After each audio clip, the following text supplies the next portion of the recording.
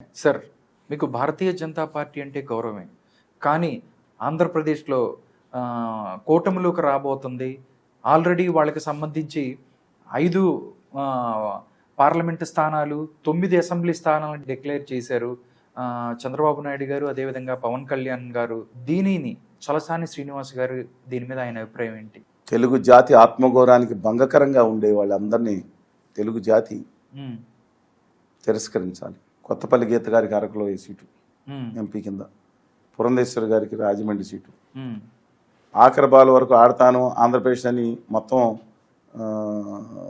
Wicket కీపర్గా ఉండాల్సిన last ball వరకు ఆడతానని చెప్పి ఆడకుండా ఆయన డక్కటి రాష్ట్రాన్ని ముంచేసిన నల్లారి కిరణ్ కుమార్ రెడ్డి గారికి రాజంపేట సీటు, వెంకయ్యనాయుడు గారికి దశాబ్దాల పాటు పిఏగా పనిచేసిన సత్యకుమార్ మహారాష్ట్ర ఆయన కుటుంబాలను మహారాష్ట్ర నుంచి వలస వచ్చిన వాళ్ళు, మహారాష్ట్రియన్స్ వాళ్ళు, వారికి ఒక సీటు. 5వ సీటు కోసం జీవి నరసింహరావు గారు, సుజనా చౌదరి గారు, సీఎం రమేష్ గారు, ఆదినారాయణ రెడ్డి గారు, రావు గారని బిఎల్ సంతోష్ గారి క్లోజ్ తిరుపతి సీటు కోసం రతన్ బాబు గారు, వీళ్ళందరూ. ఇది ఈ రాజకీయం ఏంటండి?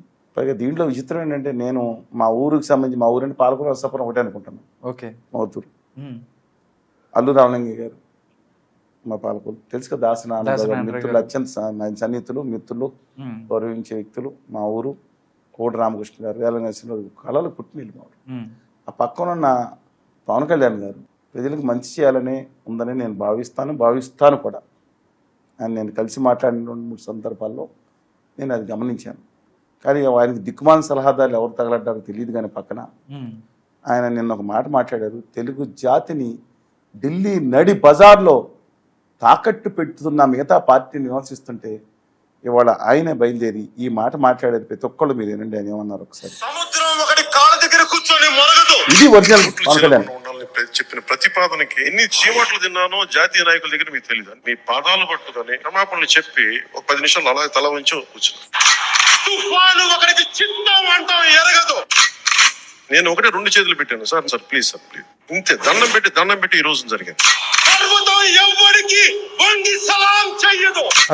పాదాలు పట్టుకొని క్షమాపణలు చెప్పి ఒక 10 నిమిషాలు అలా తల వంచి కూర్చున్నాను. పాదాలు పట్టుకుని సాధాలు పట్టుకుని క్షమాపణ చెప్పి వాళ్ళ ఉత్తర భారతీయ పార్టీ నాయకులు, గుజరాతీ మారవాడి వ్యాపారుల నాయకుల యొక్క పాదాలు పట్టుకుని నా తెలుగు జాతి బిడ్డ 10 నిమిషాలు అక్కడ కదలకుండా ఉండి సాధించింది ఏంటని అంటున్నా నేను. చిరంజీవి గారిని చేతి నమస్కారం పెడితే బాధపడ్డామన్నారే. కళ్యాణ్ గారు 2 తెలుగు రాష్ట్రాల్లో కాదు, బయట ఉన్న తెలుగు వాళ్ళు ఉన్న, బళ్ళారు ఉన్న, బెంగళూరు ఉన్న, చెన్నై ఉన్న, మీకు చెప్పాను షోలాపూర్ ఉన్న, బరంపూర్ ఉన్న, పిలిపిస్తే వేలాది మంది ₹1 లేకుండా వచ్చి ఆయనకి అంత అభిమానం ఉన్న నాయకుడు పరిస్థితి ఎవరింత ముందు ఉన్నారు, ఇంత రేపు పొద్దున ఉండొచ్చు. కానీ వాళ్ళు అలాంటి నాయకుడు కెపాసిటీ ఉత్తర భారతీయ వాళ్ళు బ్యాచ్ వాళ్ళు అన్ని దుర్మార్గంగా ఆంధ్రప్రదేశ్కి నయవంచిన నమ్మక ద్రోహం చేస్తున్నారు. వాళ్ళు పాచిపోయిన లెటర్లు ఇచ్చారు. ఉత్తర భారతీయ అహంకారం నశించాలి, లడంగే అని మాట్లాడి నిర్ణయించి దక్షిణాది నిలబడాలని నిర్ణయించిన వ్యక్తి కళ్యాణ్ గారే. నన్ను ఎవరిని విమర్శించాడు ఏమన్నా? ఆయన మాట్లాడి నేను మాట్లాడలేదు. ఒకసారి వీడియో పెట్టుకుని చూడండి. రాష్ట్రాన్ని నాశనం చేశారనుకుంటే 2016 ఆఖరిలో, ఆ తర్వాత 7 సంవత్సరాల నుంచి సర్వనాశనం చేశారు. ప్రతి బడ్జెట్లో మోసం చేశారు. ప్రత్యేక హోదా ఇవ్వలేదు, విభజన హామీ ఇవ్వలేదు. భావితరాలు నాశనం అయిపోయినాయి.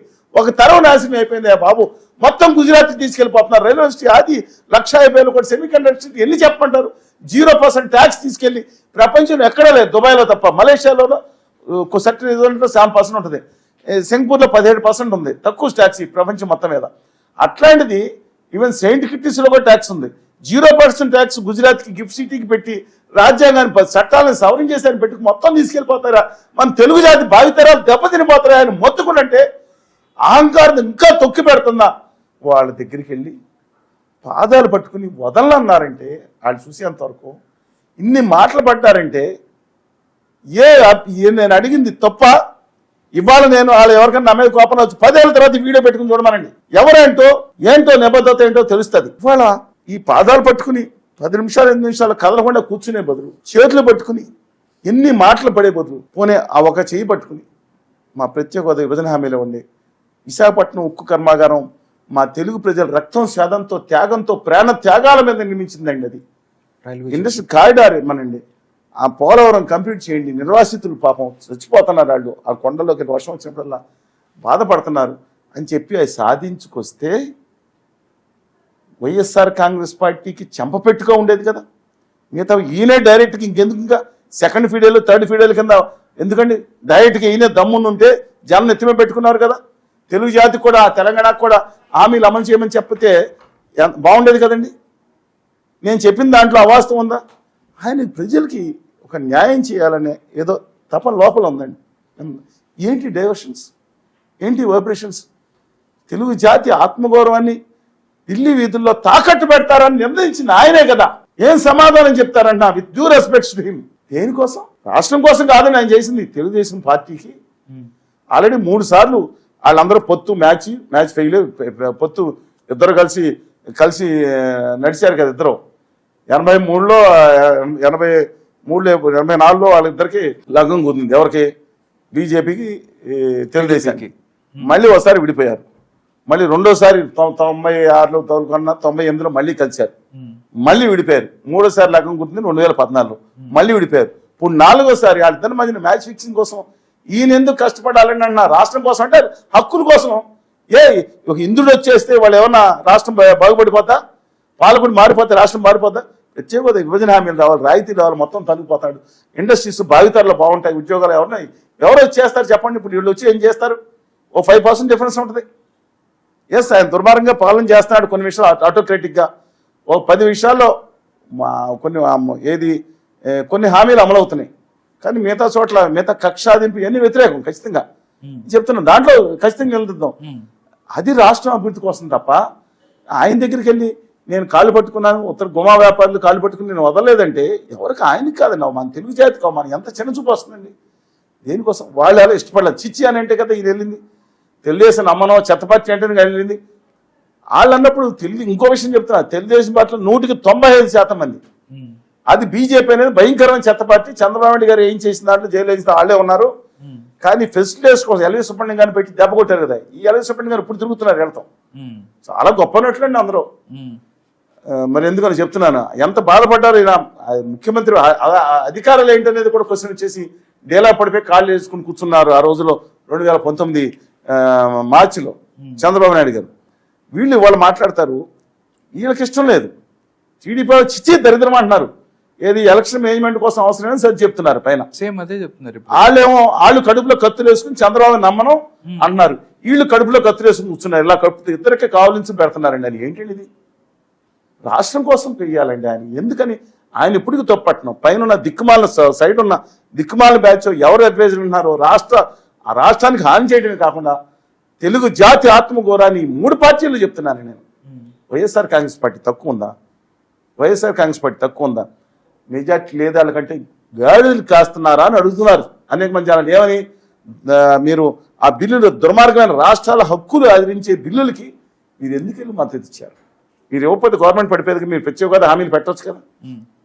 పైగా కొంతమంది సన్నాసి నీచమైన బ్యాచ్ మాట్లాడుతున్నారు. హోదా అనేది ముగిసింది చెప్పండి. వీళ్ళు ఆంధ్ర ద్రోహులు, వీళ్ళే, ఇంకొకరు కాదండి. పరమ ద్రోహులు, చరిత్రలో నిలిచిపోతారు అలాంటి ద్రోహులు.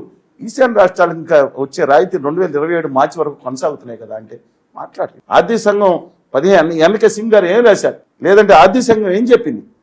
మేము ఇవ్వద్దనం లేదు, వేరే వాళ్ళకి కావాలని తీసుకోవచ్చు. ఏంటండి ఇది?